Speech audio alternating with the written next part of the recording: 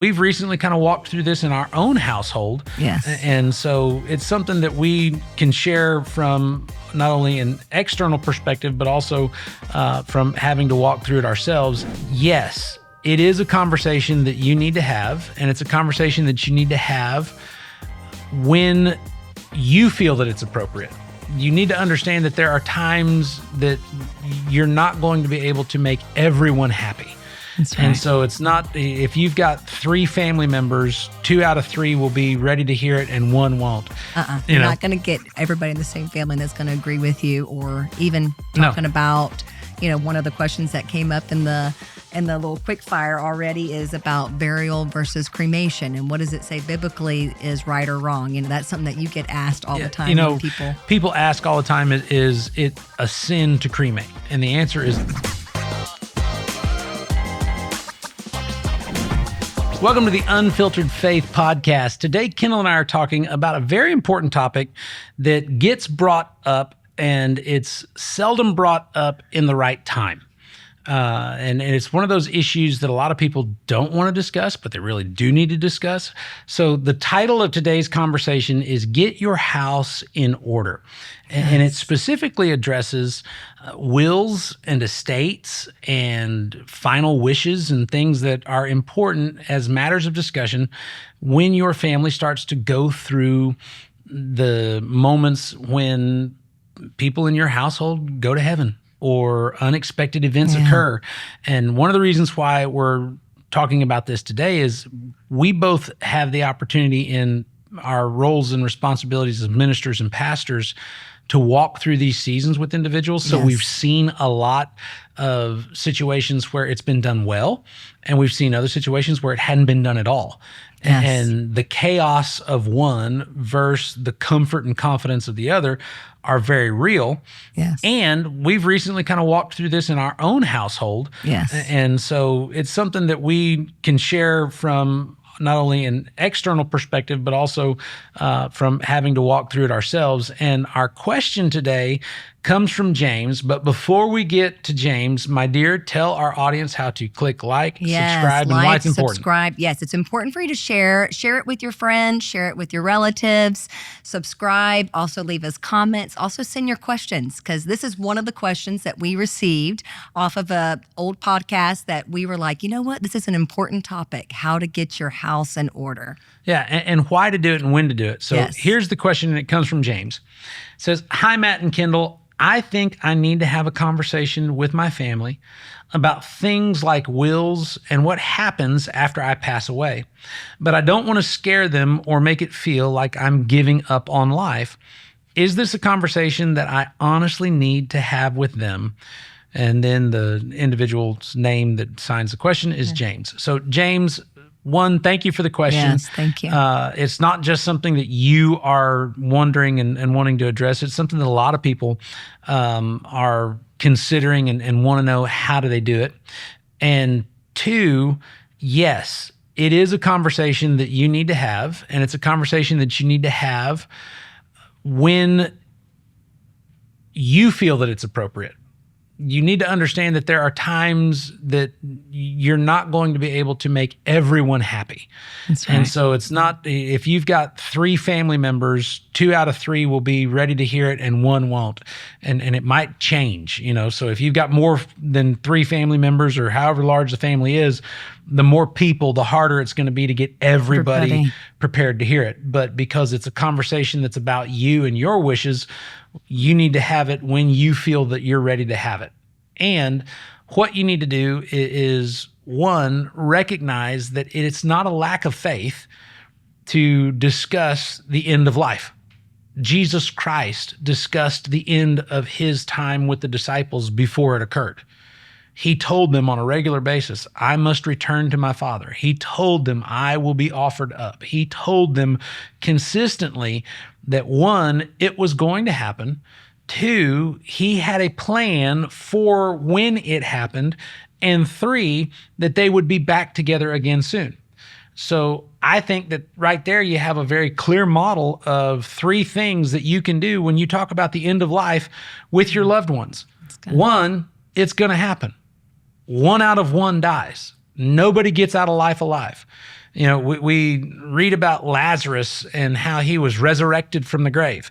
Well, I think it's kind of ironic that we never got to hear about his second funeral, because although he died the first time and miraculously was risen from the grave by Christ 4 days after he died, sooner or later he got around to dying again. And that's because that's how God intended life on this earth to end. The Bible says it is appointed unto man once to die and then the judgment. So it's going to happen. 2, you need to have a plan for when it happens. Jesus told the disciples, I'm going to return to my Father. I go to prepare a place for you, that where I am, there you may be also. He was letting them know, I thought about this and there's a plan. In another passage, he said, I would not leave you orphans, but I will send you a comforter. He was letting them know that the Holy Spirit was going to come. So he had already begun to work towards how they were going to be cared for after he was gone. There's nothing wrong with doing the same for your relatives and loved ones here. And then the third thing, let them know, because you have faith in Christ and they have faith in Christ, you'll see them again.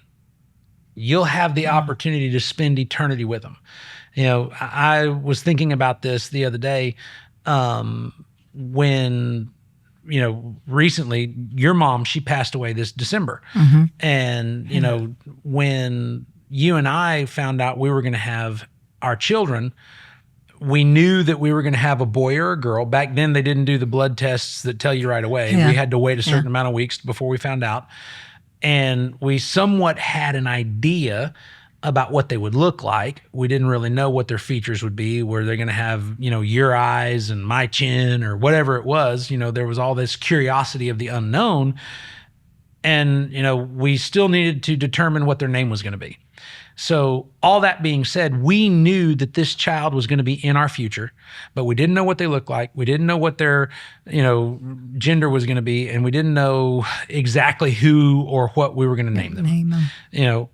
However, one of the beautiful things about heaven is that when somebody passes from this life and goes into heaven, I already know what they look like.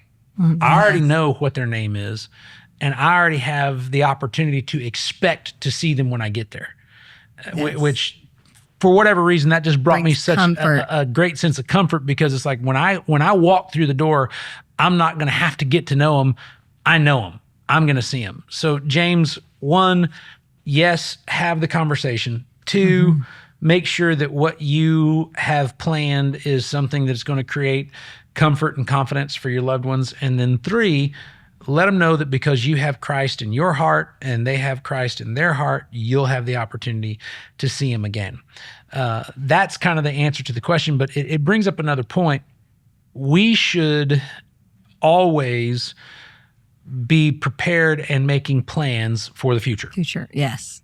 Even at our age, 47. Yeah, well, we started when we got married and had a child. When we had Hannah, we went and wrote down a will and testament and went through the process of sitting down with proper legal counsel so that everything was documented, because we plan to live full and healthy lives. Amen. But sometimes events occur and circumstances arise that are unexpected, and it's in those unexpected moments that you need to have a plan. Proverbs 14 and 15 talks about proper planning. It says, the simple believes every word, the prudent considers well his steps. And one of the things I love about Proverbs is that Solomon wrote them in comparison. In one half, he'll talk about simple and prudent, or he'll talk about wise and fool. And so you get to see a pretty clear distinction between one and the other. And in this particular verse, he's saying a simple person believes every word. They believe, I'm going to live to be 120. Good luck. You never know. God is in complete control. He is in complete control. But if you live to be 120, God bless I hope you live in a one-story house, because the stairs are going to be tough. But individuals believe every word. Prudent individuals, they consider well their steps. What am I responsible for? And how am I supposed to prudently take care of that. When we got married and we had one child, we wrote down a very simple document that said, this is what our wishes are.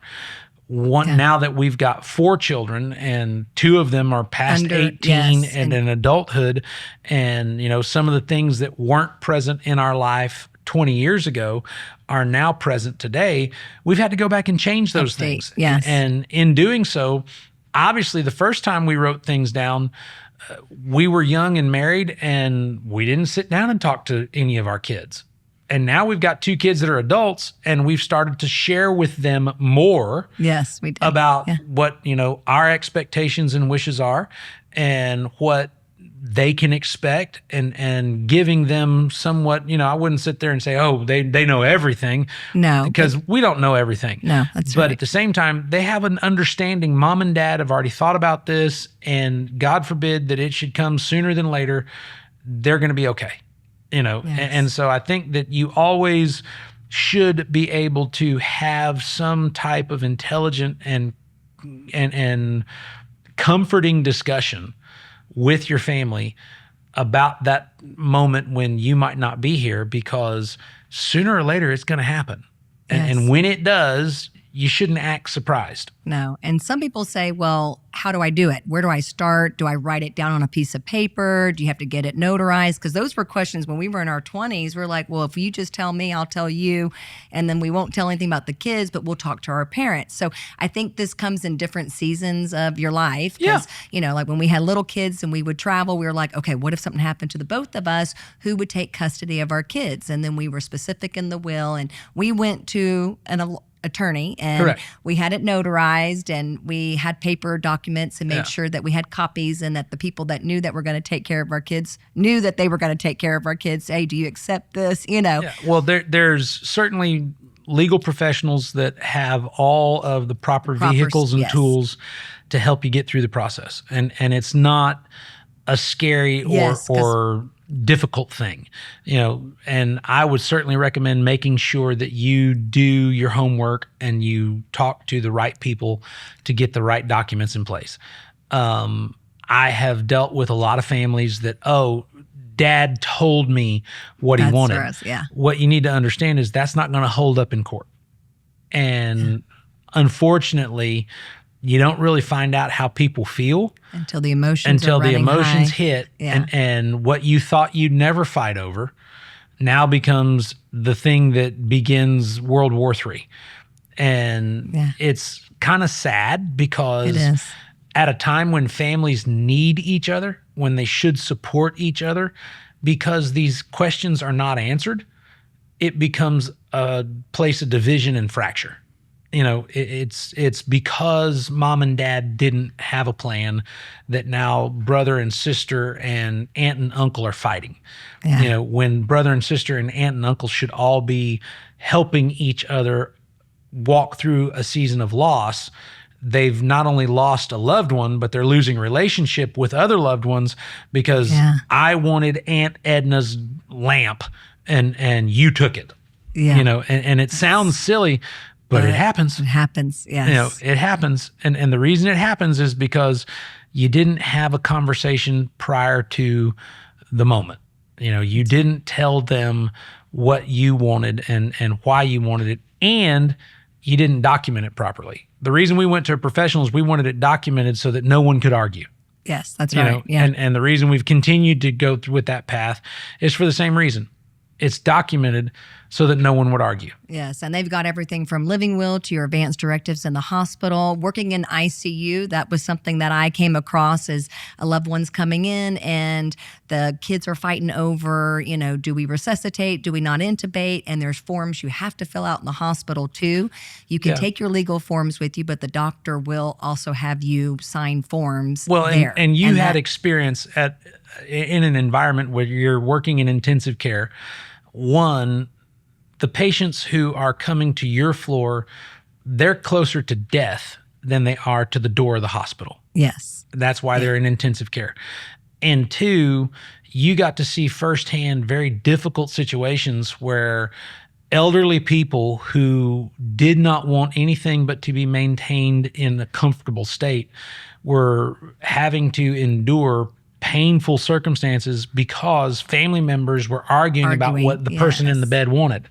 And so you made it very clear to me. You're like, I don't want that to be my existence. I want it written down. This is where this is how far I want treatment to go. And this is what happens if not, and so, I think it's important that everybody understands this is about what is going to be done in the event of, and it's what you wanted, because not everybody's going to agree. No, You're not going to get everybody in the same family that's going to agree with you, or even talking about, one of the questions that came up in the little quick fire already is about burial versus cremation, and what does it say biblically is right or wrong? That's something that you get asked all the time.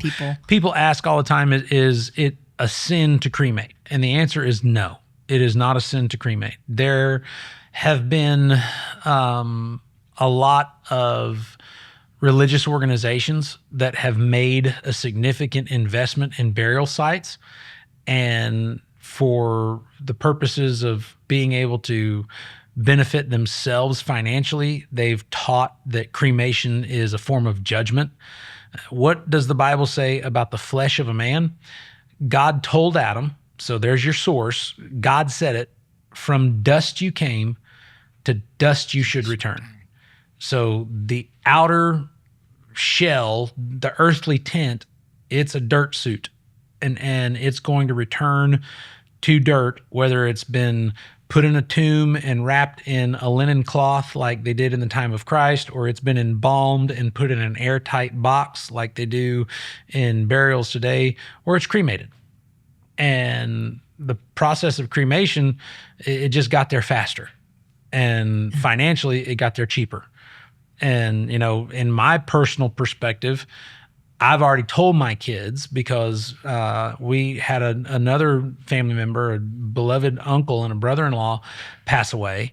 And, they were kind of old enough and aware to experience that loss. And so it became a place where we could talk about it, And I told them, I said, if and when my time comes, I said, I'll be cremated.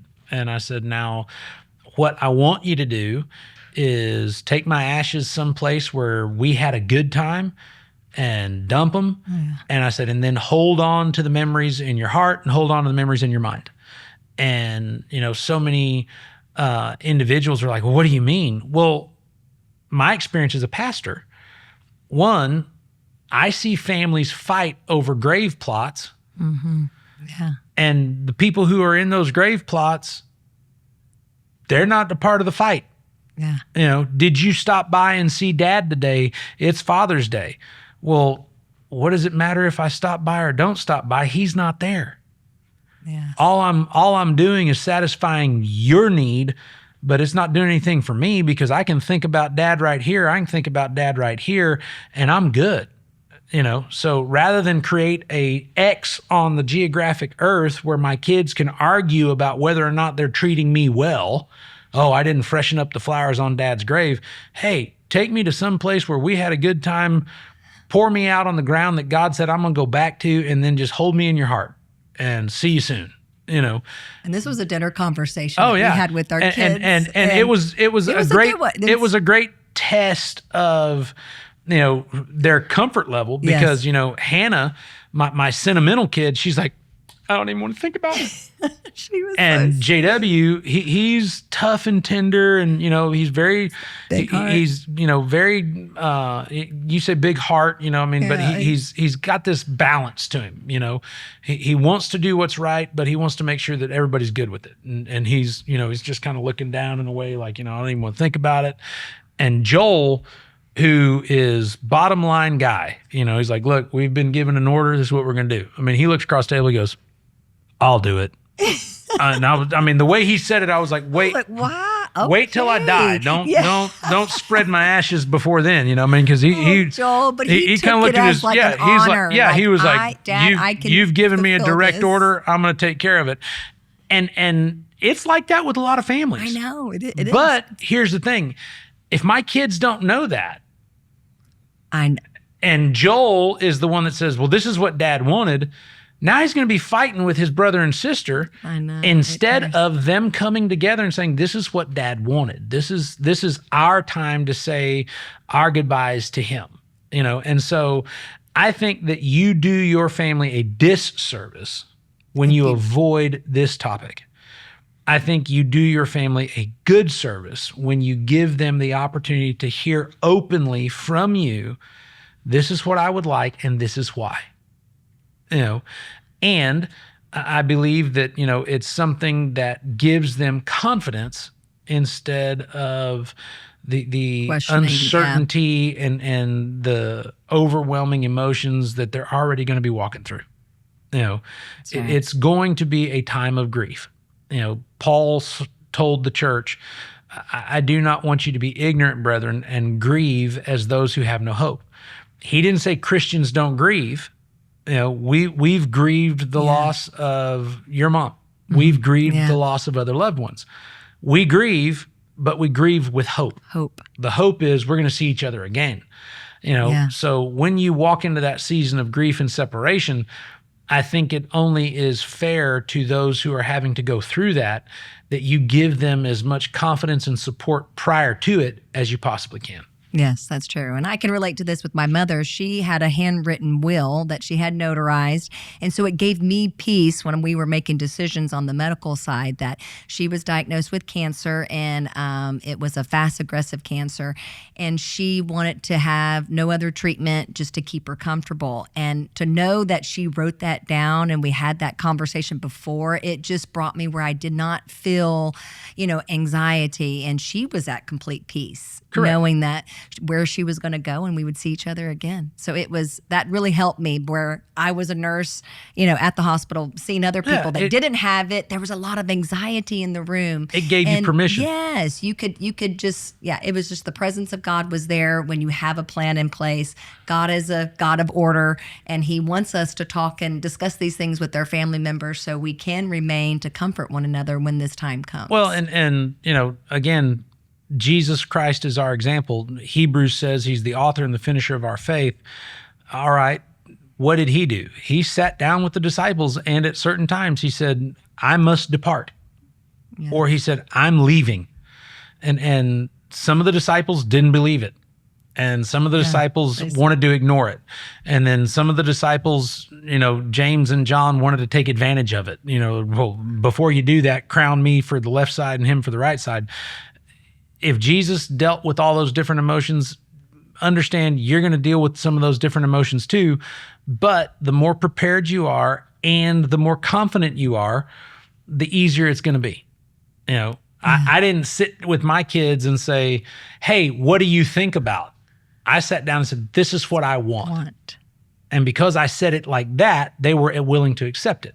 If you turn it into a conversation of, perspective and opinion, you could start World War III. You can, do not highly recommend that. So I think that it's a fair thing and something that predicated on where you are at what stage in your life, you need to decide how urgent and important that conversation is.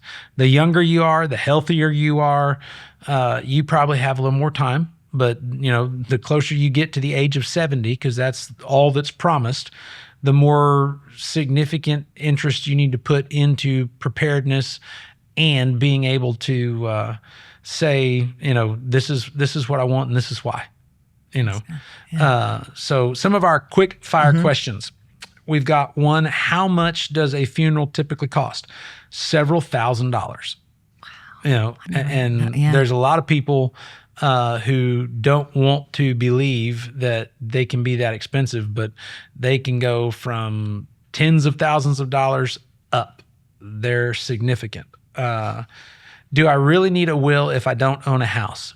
Yes. Your will and testament doesn't necessarily have as much to do with your ownership of things as much as it is who is going to have access to those things when it's over. Should I start talking to my kids about the end of life wishes? Well, again, that kind of depends on their ages and where you're at in your life. I mean, if you're talking about your adult grown children who are in their 40s, yes. If you're talking about your adolescent children who are in their teens? No. So I think that's something that every individual needs to assess and address based on where they're at. Is prepaying for a funeral a good idea or a waste of money? Again, that's an individual case. Yes. Based on where you are financially, what your needs and your wishes are. There are certain people that's a good solution for them, and then there's other people that need to pay other bills. So I would tell you as an individual that you need to assess and make a decision based on your situation, not just a general yes or no answer. How do I choose who gets custody of my kids if something happens to me? Well, first and foremost, you need to know what your local laws are. So, for example, here in the state of Texas, it's a communal property and joint custody state. If something happens to mom, custody immediately goes to dad. If something happens to dad, custody immediately goes to mom. If something happens to both parents, then custody goes to whatever has been written down in the document. And how do I choose who gets custody of my kids? I'm going to revert back to something you heard me say, individual choice based on their willingness, their ability, their understanding of what you want, the individual age of your children. When our kids were young, we made a decision at that time that they would be with their grandparents. Yeah. Well, now our kids are not young and their grandparents are even older. We needed to make some adjustments to that because it was no longer a practical decision. Yeah. So I don't want to tell somebody, oh, it's a one and done, give them to your favorite relative. I want you to understand what you're deciding and then make the best decision that you can based on what the current circumstance is, because if that circumstance changes, you don't need to feel bad about changing it. That's right. It's your choice, and it's a choice that you need to make based on what's necessary for your family at that time. One of the reasons why we started this podcast is so that we would be able to give you practical, faith-filled answers to everyday life questions. And hopefully we were able to accomplish that today. I'm sure that you know somebody who needs this information. So if you don't mind, help us by being an ambassador of the Unfiltered Faith podcast. Just click like, subscribe, and send it to them. Let them know, hey, this helped me, or you need to hear this. And, if you have a question that you want to ask us, you can email it to us and we'll address it in one of our upcoming shows. But I hope that you've been encouraged by today's conversation, and want you to know that we're always here with Unfiltered Faith, and hope to see you again soon.